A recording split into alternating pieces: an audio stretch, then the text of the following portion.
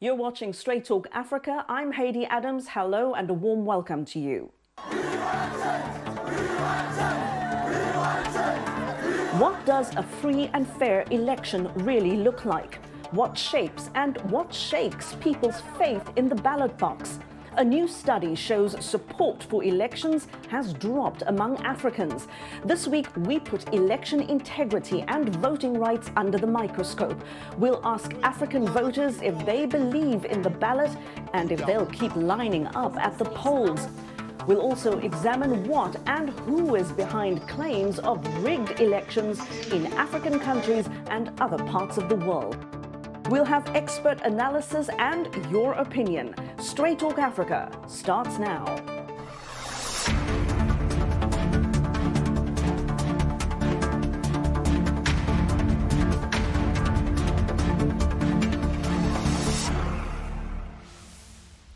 American elections have long been promoted across Africa and around the world as a gold standard to learn from and follow. But the most recent US presidential poll brought conflict, confusion, and crisis. Many supporters of former Republican US President Donald Trump did not believe he had lost to his Democratic rival, Joe Biden.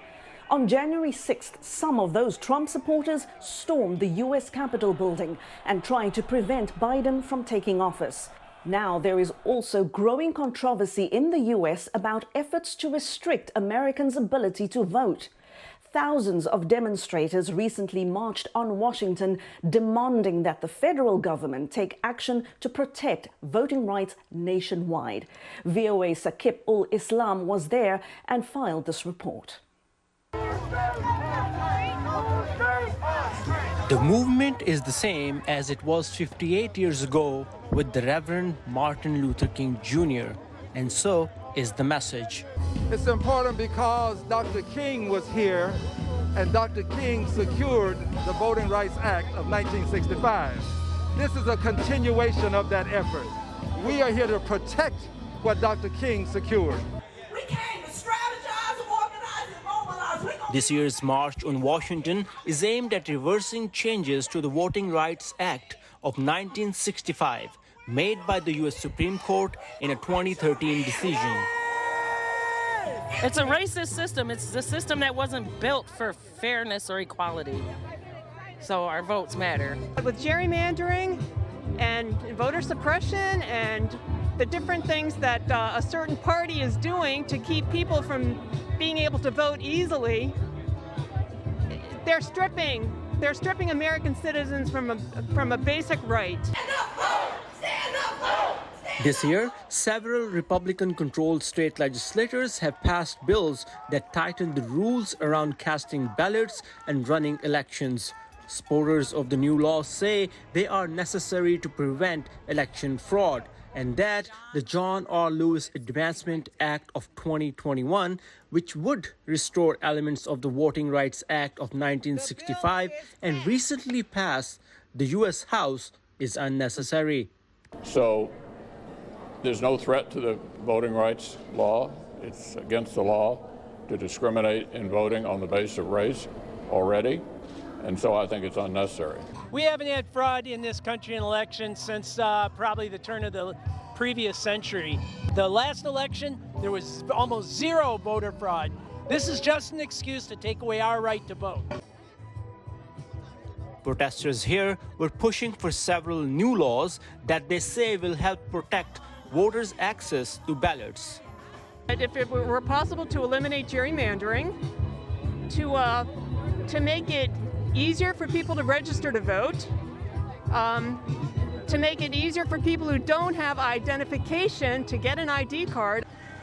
Along with voting rights, many here were demanding that the elected officials push to make Washington, D.C. now a federal enclave, the 51st state. 140 organizations organized this march, during which Member of Congress, along with Martin Luther King III, vowed to protect democracy, make D.C. a state, and ensure fair and easy access to the ballot box.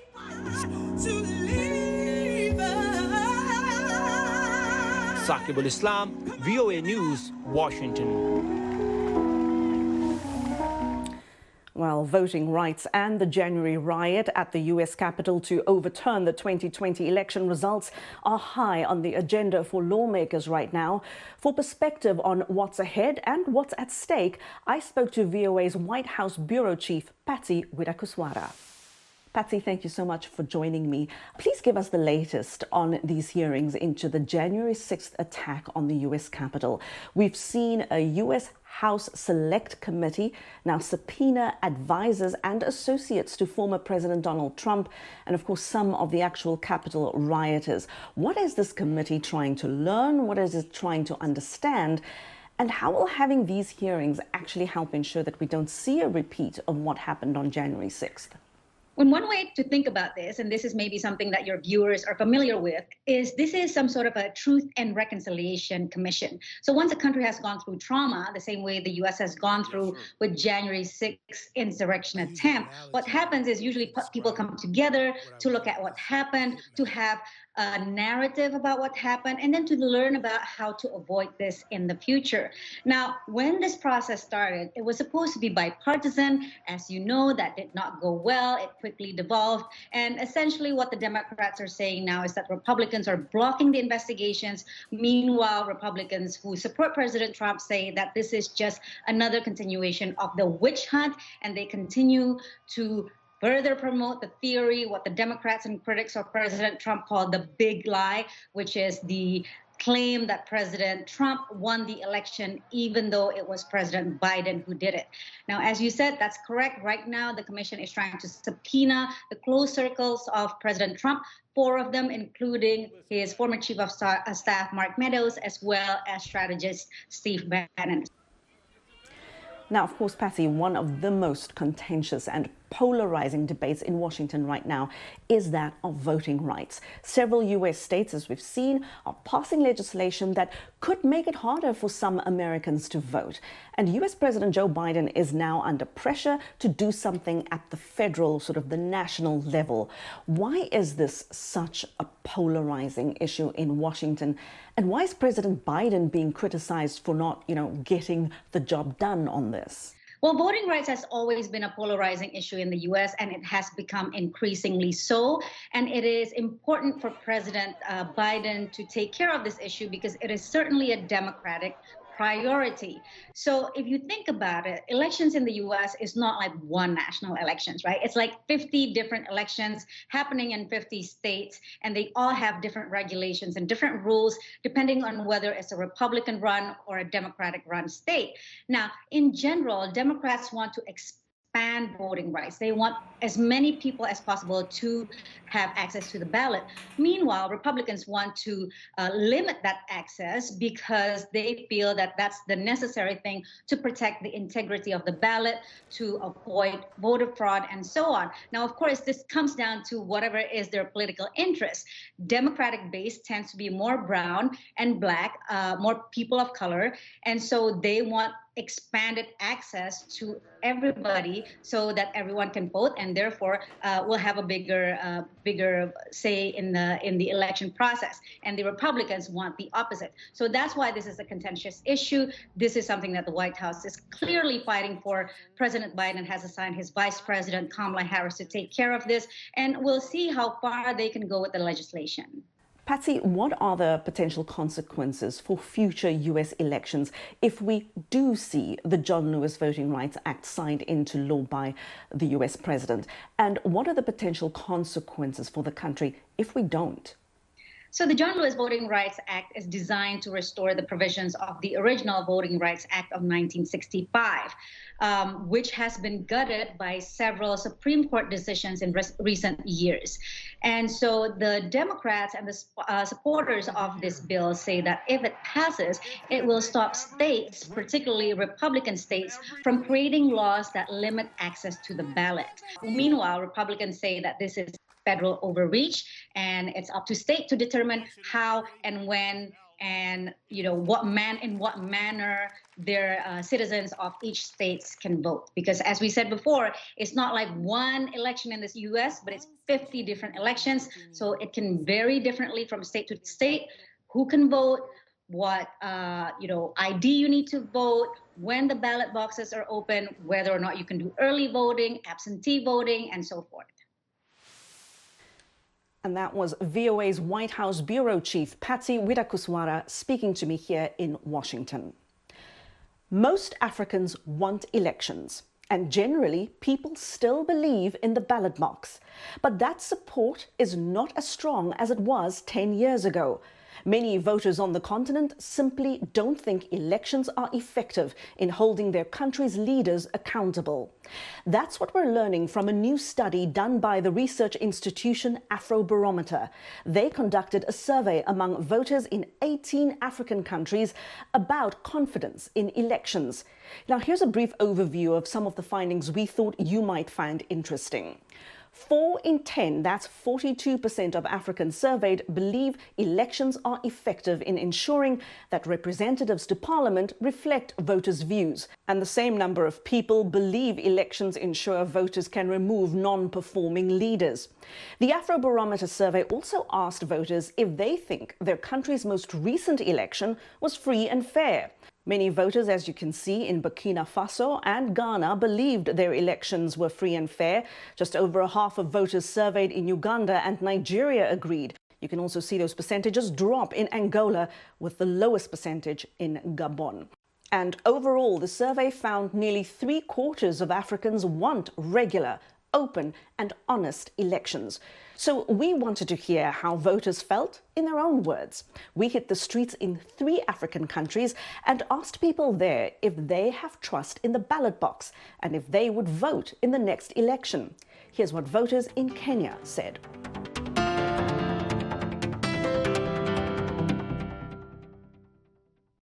I don't trust at all, because these guys, if you are given both, they are just corrupt all over. So I don't trust election in Kenya anymore. I will vote. I'm going to check if I can vote for someone or not, but I'm going to vote. What I know, I'm going to vote, but with circumstances.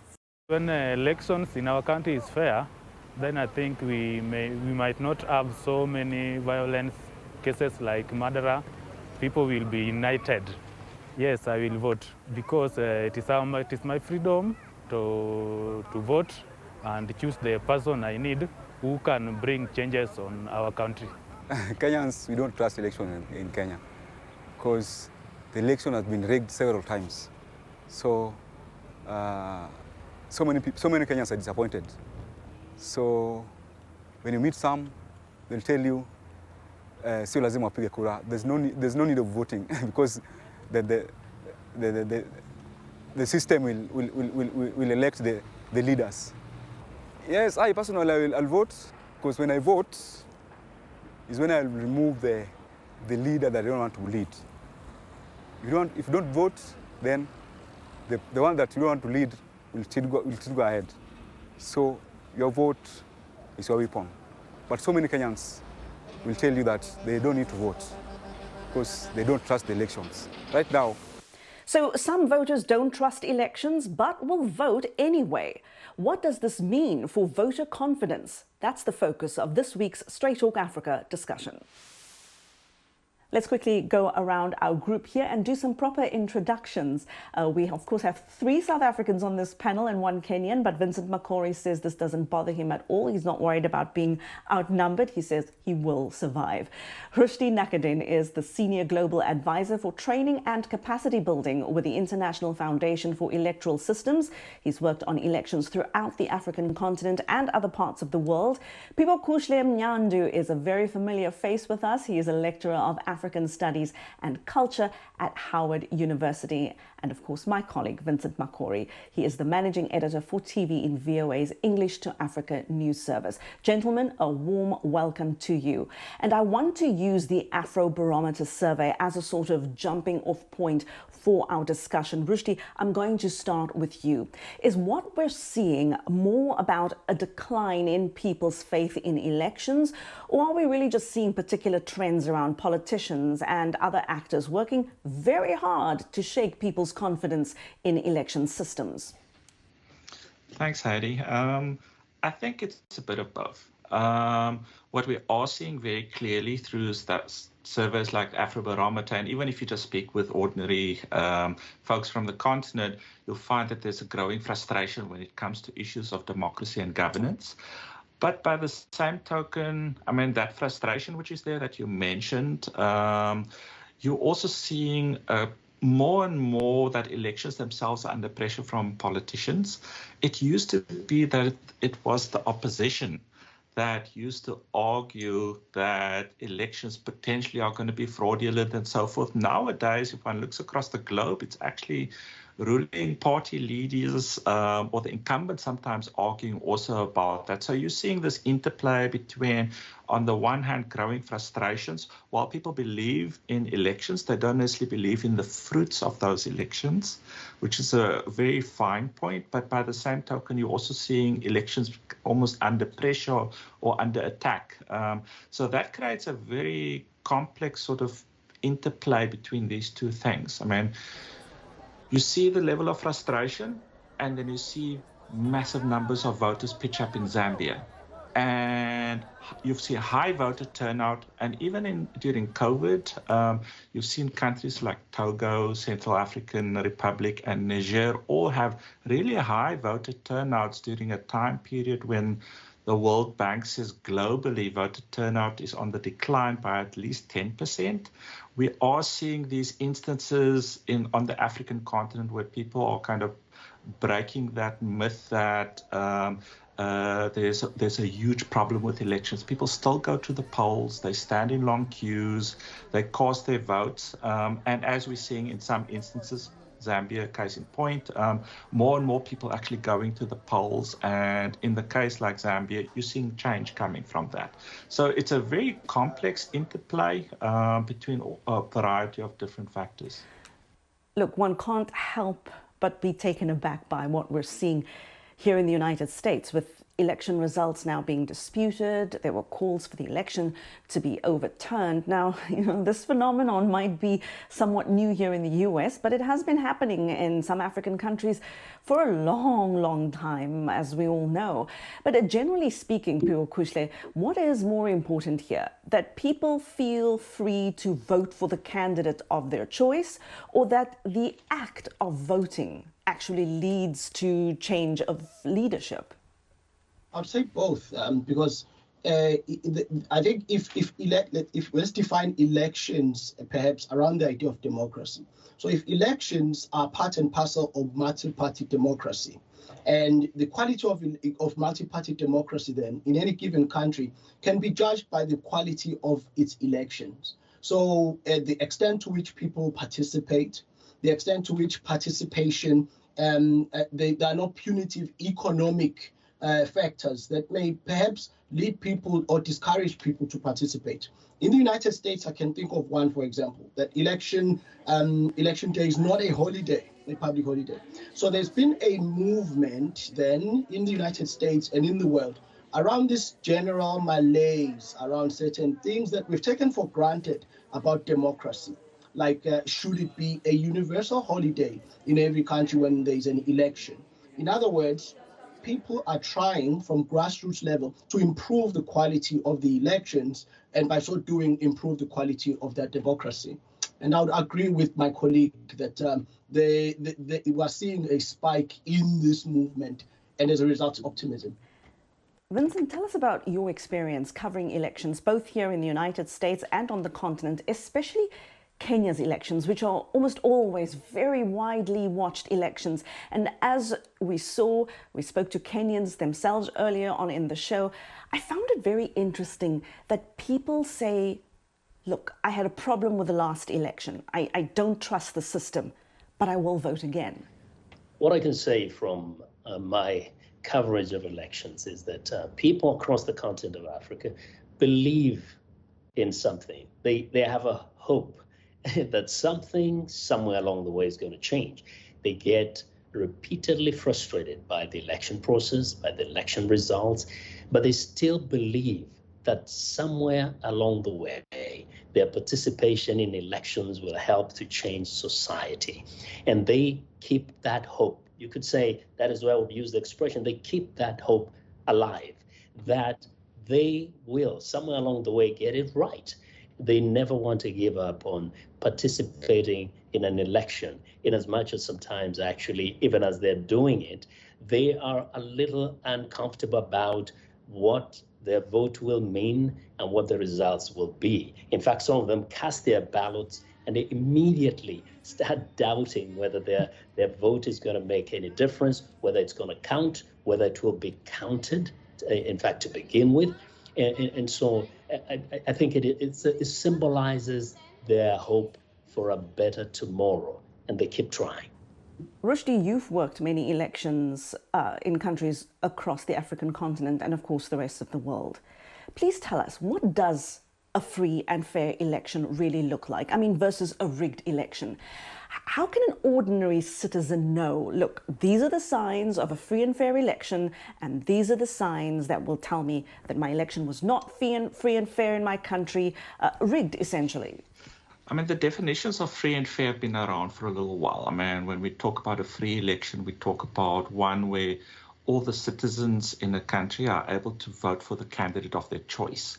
And when one talks about a free election, it's where all of those votes have equal power and are counted accurately. And when one starts drilling down in what that actually translates to, I mean, we talk about the right to register to vote, access to reliable information about the elections, equitable access to actually run for public office, access to the polls or some other method of actually casting your vote, an election which is free of intimidation, an election which is free from fraud, and that you've got faith in the accuracy of the count and the election results, and that there is a high level of tolerance around the acceptance of the election results. Now, when one starts talking about flawed elections or these elections that are considered to be rigged, you start seeing a whole different picture, and people are able to pick that up. Ordinary citizens, it's not necessarily for experts to kind of just say. People have a sense that while they might not believe in all of the detail and so forth, they can see when the rules of the game, which is all of these things which I will be describing, talk about the manipulation of elections well before election day, because elections are no longer manipulated on election day. In fact, some say that's for amateurs. The folks who are really intent on doing this, they look to reconstruct the rules of the game, setting in place laws around identification, all kinds of restrictions way before election day. They look at things like voting boundaries, those constituencies that people voting in, how those could be set up in a way which favors their political party. They look at making things difficult to register as a voter, setting high bars. There's folks try and hide the amount of money which is spent on campaign financing. That kind of lack of transparency of how public funding is being spent or private funding in terms of campaigning. They look at control of the media, looking at and to manipulate the media in some formal way so you control the message. And then also during the electoral campaign, and that's often when you start seeing issues of elections-related violence emerging. Those are all critical elements. And I mean, for us, we kind of, as election professionals, so to speak, we kind of look at things and say, what are the elements which relate to what we refer to as systemic manipulation, where the law is sort of very subtly changed in order to favor a particular political party. We obviously look at issues of fraud, which is purposeful. But then there's another element where we kind of look at malpractice, which might be accidental or incompetent. So all of those things kind of combine to create a picture where one could really unpack whether an election has been rigged or not by looking back over a period of time. But I must say, I mean, ordinary citizens, I find ordinary voters are well capable of being able to identify where things weren't completely right. And that creates that feeling of discontent often. And maybe it might be through people acting in a little social media bubble where they feed each other stories and so forth. But that's also where the critical role of the media comes in terms of being able to convey factual reporting and all of those kinds of things. But those are just some of the processes that we can look at when looking at free and fair elections and what one doesn't look like. Vincent, I'm going to come to you in a moment to talk about fake news, but Phiwokuhle, I want to ask you first, who'll be taking a page from whose book? I mean, just the optics of people disputing a US presidential election, and then you think, we've seen this movie before. What are countries in Africa to make of what they're seeing here in the United States right now? And does that embolden those who are in the business of manipulating elections at any point? At any point. I like your question when you say manipulation of elections at any point, because what we've already heard mentioned, this misinformation is a big problem that the Americans have actually, rightly so, have started to tackle.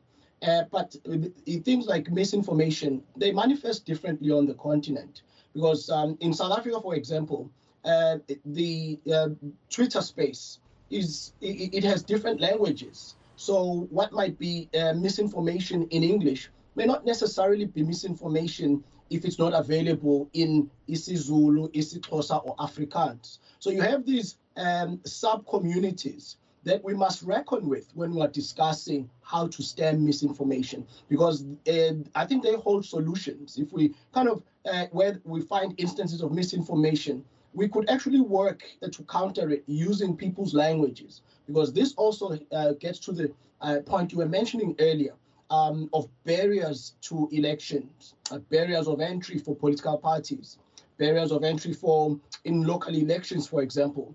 Can an illiterate person run for a local election?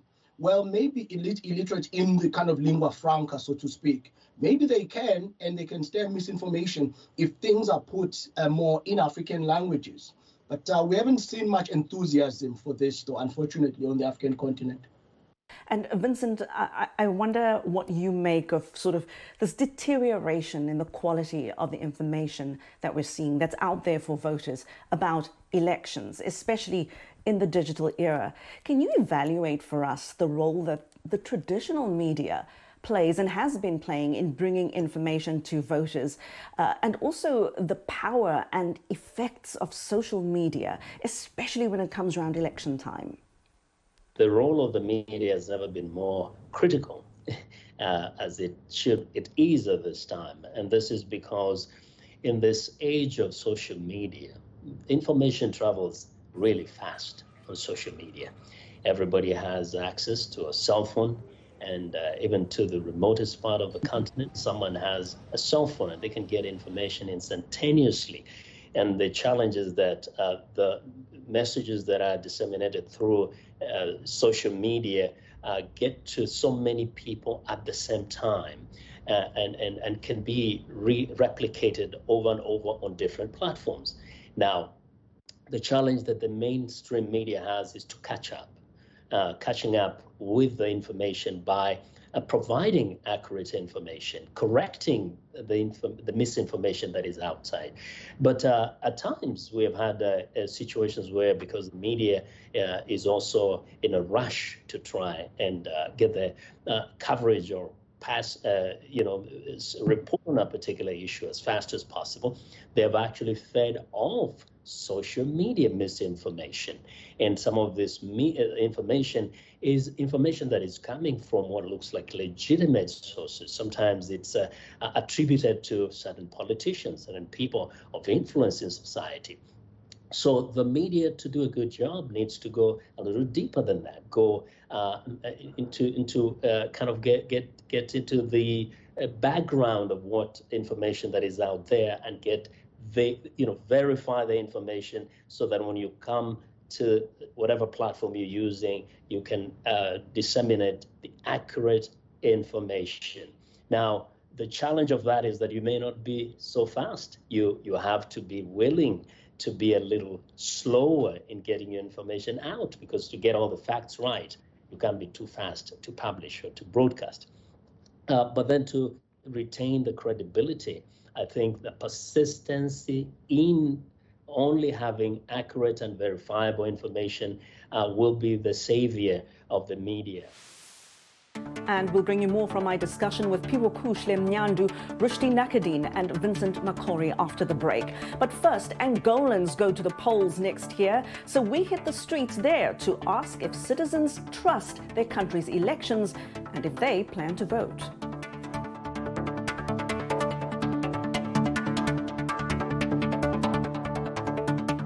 I'm not certain about anything because within the political parties there are already conflicts, and that makes us uncertain about what's going to happen in 2022.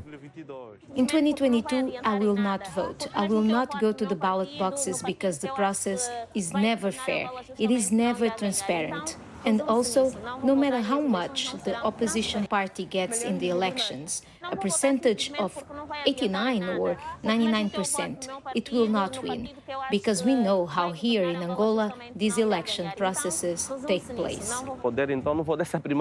I will not give this primary a null vote, so it goes to the ruling party. But I will vote.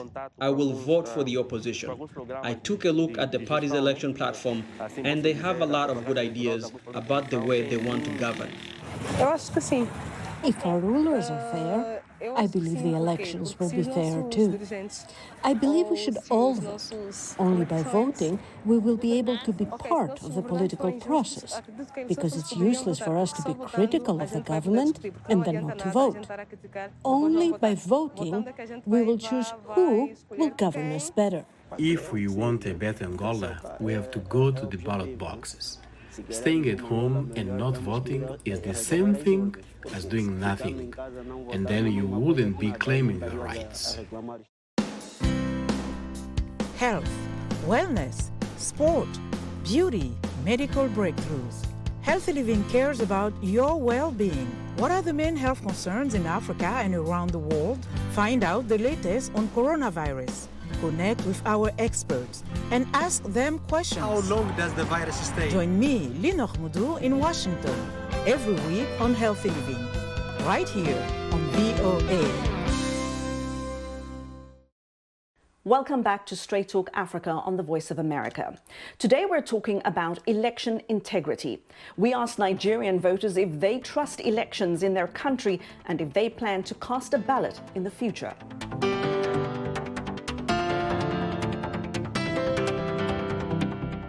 I'm not even sure say election go fit dey proper, because when you go to vote, when you see say this is the person where is supposed to win the election, when they go there under table, they turn am upside down. I'm not sure say I can vote. Because if we vote, it's something result. I don't see hidden result. I don't see increased result. What can I go online for sun inside the rain? We queue for them. At the end of the day, they don't even know what they go on again. Like, there's no country that does not face difficulties. Every country faces their own difficulty. There's no smooth country anywhere. We just have to work together to make a better Nigeria. What I'm seeing in this country now, I don't think that election will even hold. Because people have already made up their mind not to go out and vote. Because even if we vote for them, what they promise us is not what we are seeing. You understand? We have encountered a lot of disappointments. It has resulted to the extent that nobody is supposed to be voting again. Because the people who are voting, who we are voting for, when they go in there, they do their own things. And we don't see what they promise us. So I don't think we can vote this season. This next election, I don't think we can make the voting. It's necessary that we should elect so that we know somebody that will take care of Nigeria than what we are seeing now. So we should vote to know our right, to know who we need. No, everybody knows that the election in Nigeria is not working. It's not working. I didn't trust the election in Nigeria. Even though my vote will not count, I will vote. You don't even need to be asking me that, because after this regime, I don't think I have faith for anything about election here. I don't belong to APC, I don't belong to PDP. I belong to Buhari. As long as Buhari will not be contesting next, I'm done with the election for now. And now we've heard from some Nigerians about how they feel about elections in their country. Let's continue now with our discussion about what shapes and what shakes people's faith in elections. My guests are Rushdi Nackerdien, Phiwokuhle Mnyandu, and WEWE's own Vincent Makori. You know, I always worry about the quality of the information that people have access to. Misinformation, disinformation, fake news is everywhere, and it's free. I mean, accurate, balanced news, well-researched reporting often sits behind a paywall. So if the truth costs money, how can we ensure that people have access to good, accurate information, especially around election time? I would say there are two ways to think about this. We could think about it as a democratization of the information space. And this cannot be a bad thing. That what people now call content can actually, unfortunately, also make it to being news. And content is not something that someone verifies before they put it out there. So there's been a blurring of the line between content and news. And one necessarily does not mean the other. So there's a good part of this aspect that many people who, with a cell phone, as we've heard Vincent say, can actually counter government misinformation. One big one in South Africa is when citizens make viral civil servant inefficiency, like a policeman or woman sleeping on the job, perhaps an inebriated police. So accountability has come about from this democratization of the information space. However, then, I would agree with my colleague, it has poses a challenge to the mainstream media to kind of rise up to this this proliferation of content makers and match them. So I'm optimistic, though, about this aspect of it being a democratization of space. You know, one of the other challenges is that those who create content on social media, most of them don't have to have any background in journalism. Now, those of us who've gone through journalism training, we've learned certain things, for example, on, you know, how to verify the accuracy of information, how to ensure that the source can be reliable, and even how to protect our sources. Those who are working on social media and creating content, not all of them, but there's a great number of people who do not have this kind of training in journalism and the ethics of journalism, but they get the clicks, they get the numbers, they get the excitement. And, you know, fake news is fake because it looks like real, but it's not really accurate. But it's usually more exciting and more it's more damaging in some cases.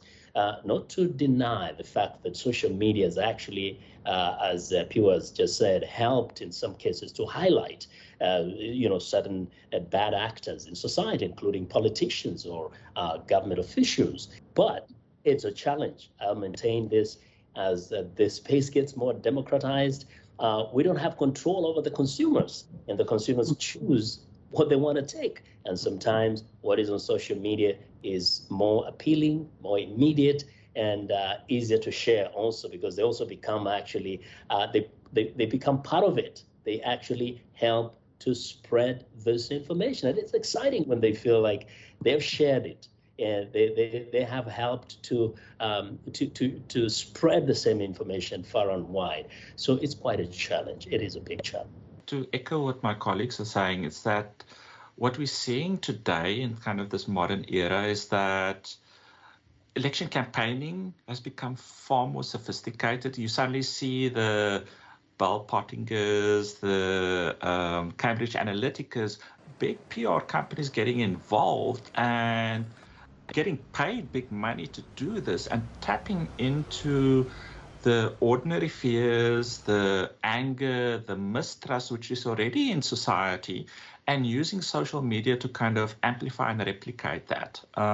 The onus is then not just on journalists to actually be doing this, but it becomes a whole of society. People was talking about kind of raising the bar. I think that's such an important thing, because it used to be that election authorities themselves running elections, they would only worry about putting the polls together and making sure everybody gets to vote and so on.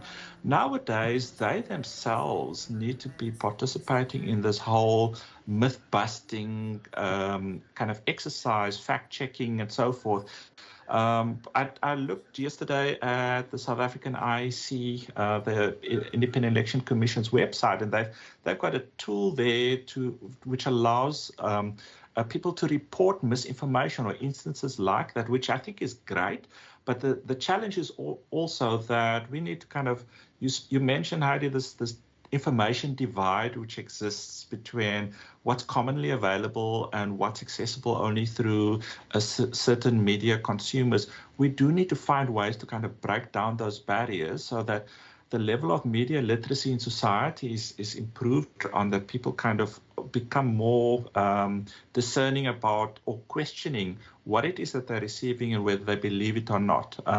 The challenge is and has been exacerbated by the COVID crisis, where everybody's kind of spreading all kinds of weird stories about the vaccine doing this or that, so forth. So we need to recognize that when it's election time, elections do provide a bit of a magnifying glass as to what's happening in society at that moment in time. And if you've got massive levels of distrust generally, the election's just going to increase that, and most likely you're going to see greater misinformation fueled by campaign money that's being spent on professionals whose job it is to manipulate people in a particular direction. So it's a complicated environment, and I think it's more than just journalists who need to pay attention to this, and more people need to kind of step up, and that includes election authorities as well.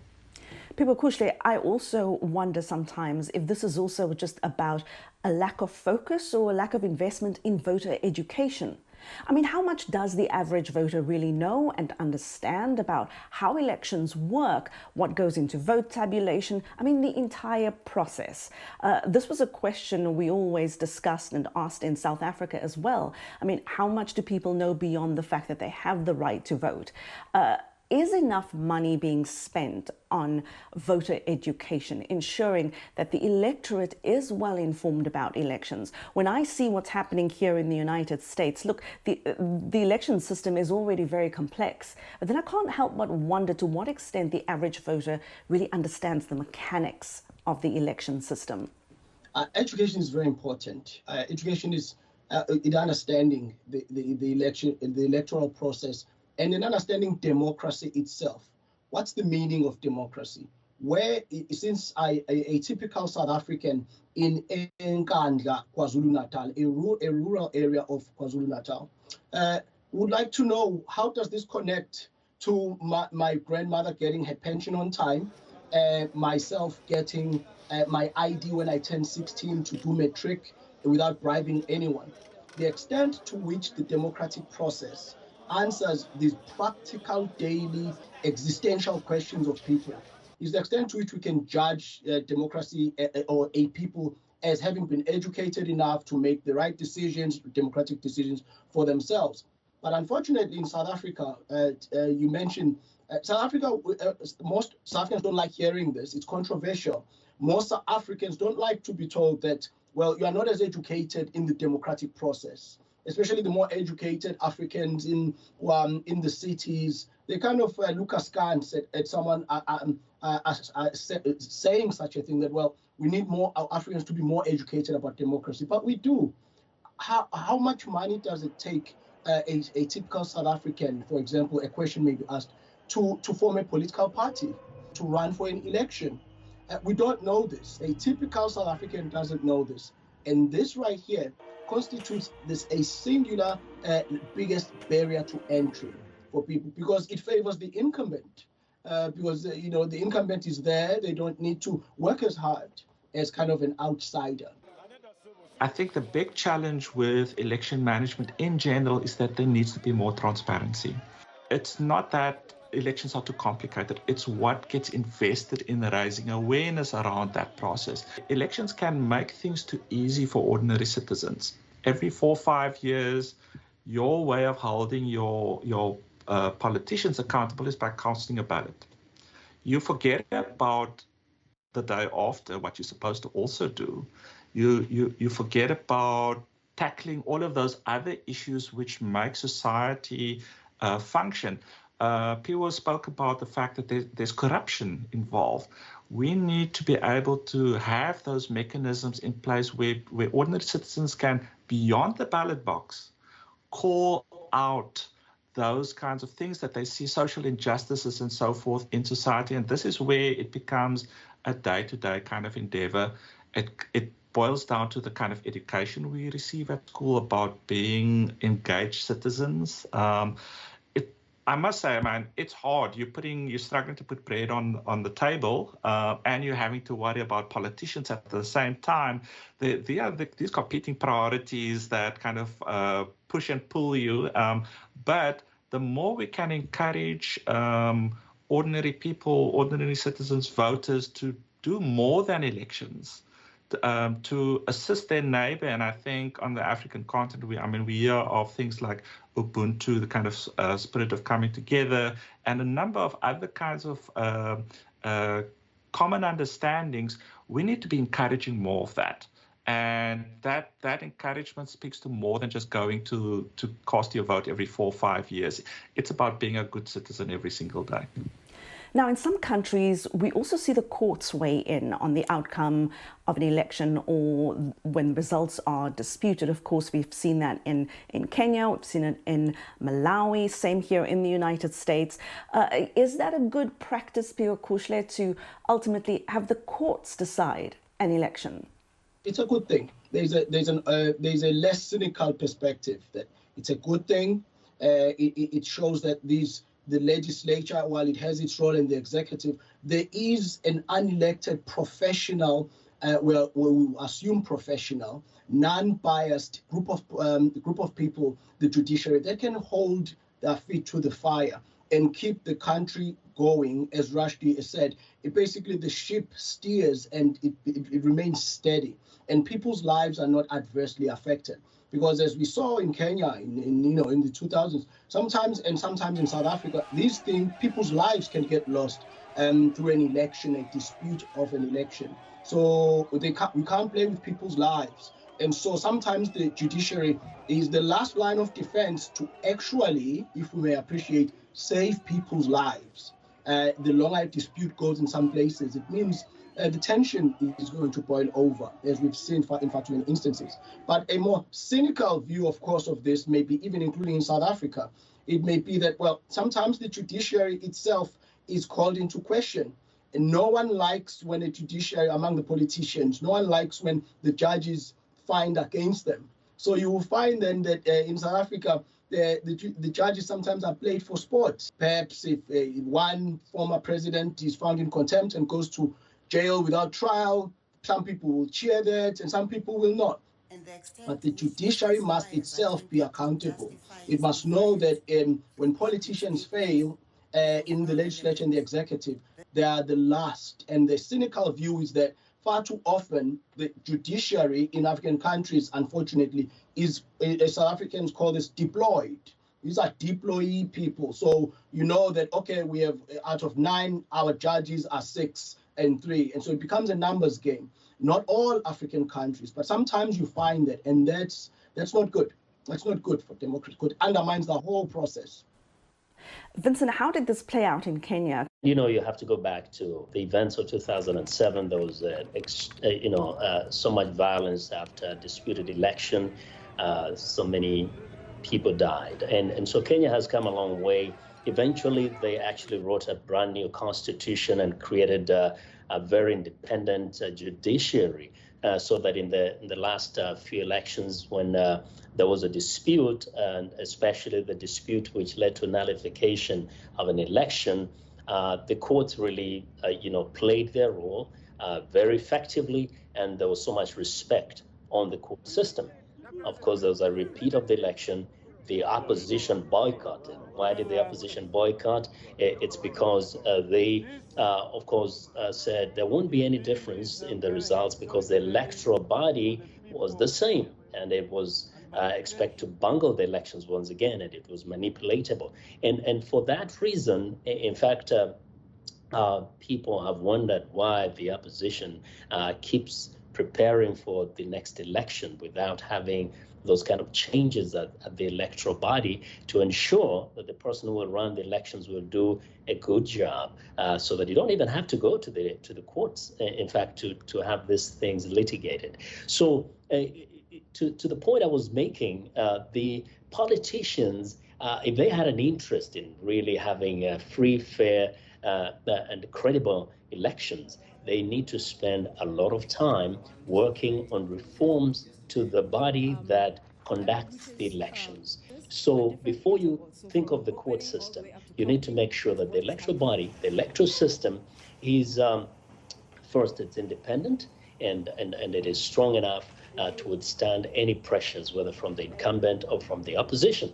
And I think it's a lesson that Kenyans didn't learn, because even after that nullification of that election, there hasn't been such a strong push to create an electoral body and electoral system that will ensure that the next elections will not be disputed.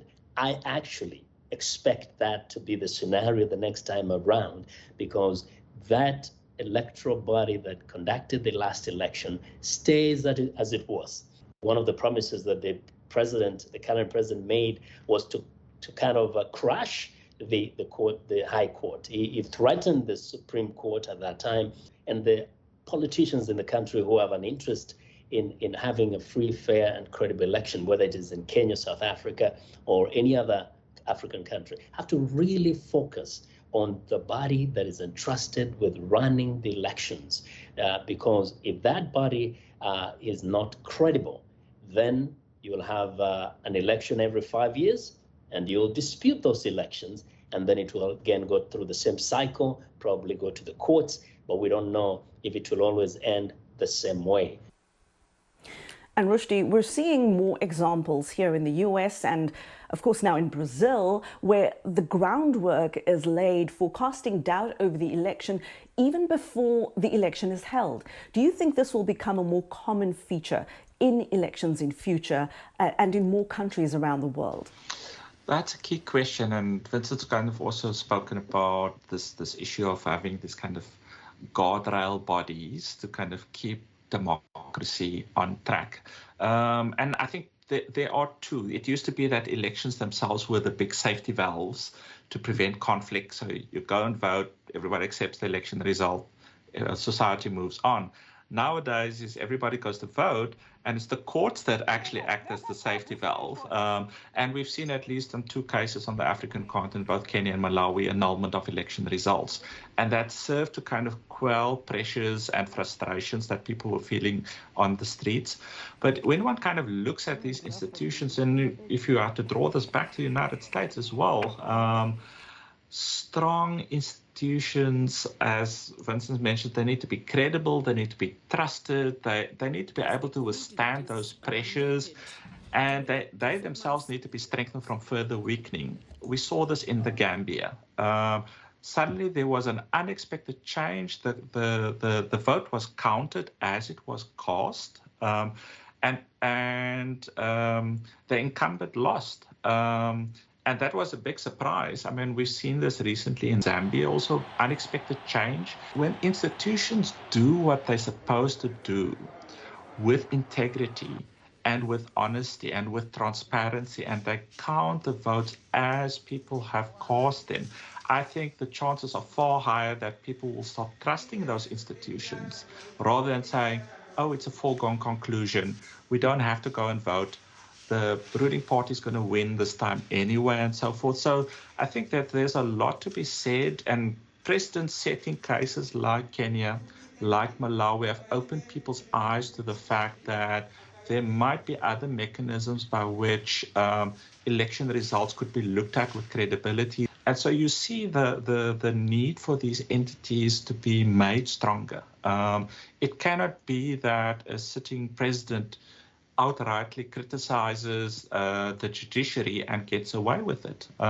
We're supposed to be having this system of governance where there are checks and balances and accountabilities built in, and ordinary citizens need to find ways to kind of speak up to ensure that those guardrails of democracy are play the role that they're supposed to, even when the politicians are fighting it out and so forth, that ordinary voters and citizens have faith that there are these safety valves in society that will not degenerate into violence. And I think that's one of the key things to be looking at. Well, gentlemen, we are going to leave it there. Phiwokuhle Mnyandu, Rushdi Nackerdien and Vincent Makori. Gentlemen, I thank you so much for your time. Thanks for being here. We're going to take a short break here on Straight Talk Africa. When we return, we'll have results from our Facebook poll. You may have seen we've asked you in our online audience across the continent if you plan to vote in your country's next election. We'll have those results and your comments when Straight Talk Africa returns.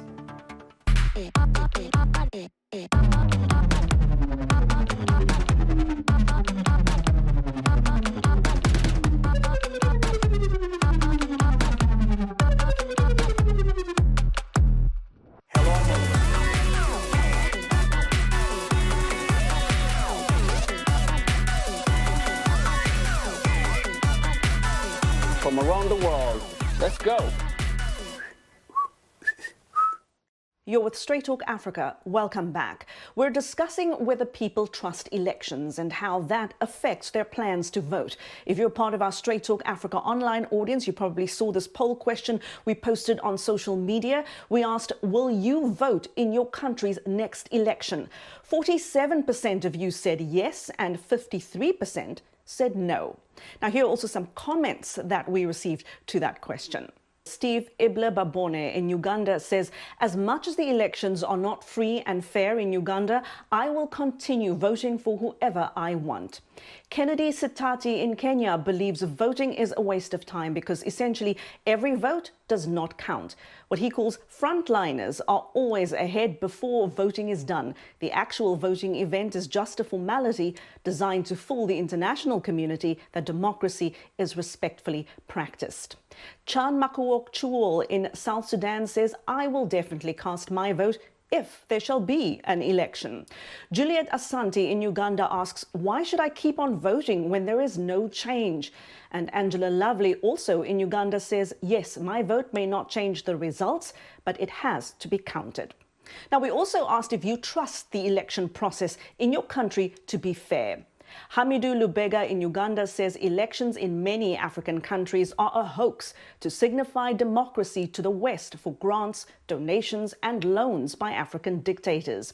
Neve Jones Mpundu Langeni in Zambia says, we just held an election where someone was confident of winning, but his dirty tactics never worked. We voted massively for Bali, which is also a nickname for the new Zambian president, and defeated the incumbent. Only in my country, Zambia. Eliud Sabila in Uganda says, I have lost the meaning of electoral process in my country. We no longer get excited that we're going to change the bad leaders. Rather, we are afraid of how many people will be jailed and killed on the streets. Steve Onuma Egbu in Nigeria says, no, it's often fraught with irregularities. At its best, elections are totally unfair and rigged, and so do not reflect the choice and the will of the broad masses, the already oppressed and impoverished people. Dominic Mashapa in South Africa says, I think the elections in my country, South Africa, are free, but not fair. Thank you so much for all these responses. We have so many more on social media. You can go there and check them out and even join the conversation. On the next Straight Talk Africa, my conversation with the U.S. Ambassador to the United Nations, Linda Thomas-Greenfield, about the global fight against COVID-19 and what is at risk for African women as countries try to cope and recover from the pandemic. Join me, Haydé Adams, on the next Straight Talk Africa. And that is how we will wrap it up this week. On behalf of the Straight Talk Africa team, a big thank you to all of our guests and to you, our audience, for joining us from across Africa and other parts of the world. Thank you for always watching and always listening. Go well. Goodbye.